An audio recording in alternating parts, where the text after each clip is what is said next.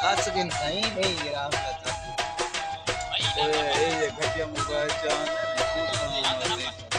ये क्या है लाख रुपए सीमा का देखो अक्सर